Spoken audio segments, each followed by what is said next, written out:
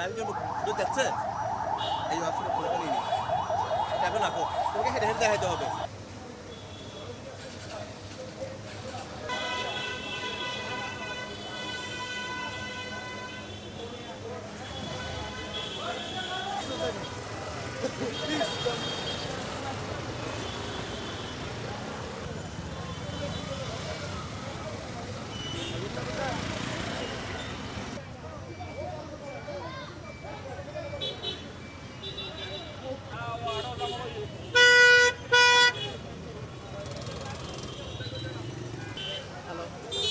ভাই সলিউশন 9 একটু কানেক্ট করেন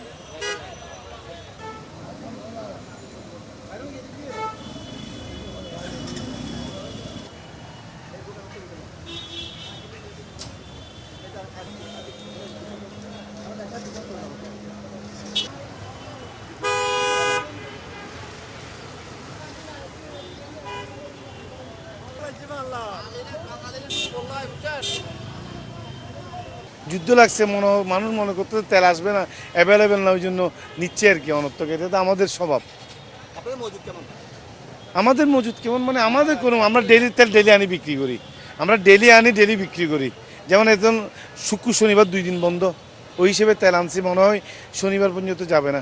বিবিসি দিলে আমি দিব আর কি, বিবিসি যতক্ষণ দিবে আমরা দিতে পারবো, এখনও দিচ্ছে, এখন দিতে পারতেছি।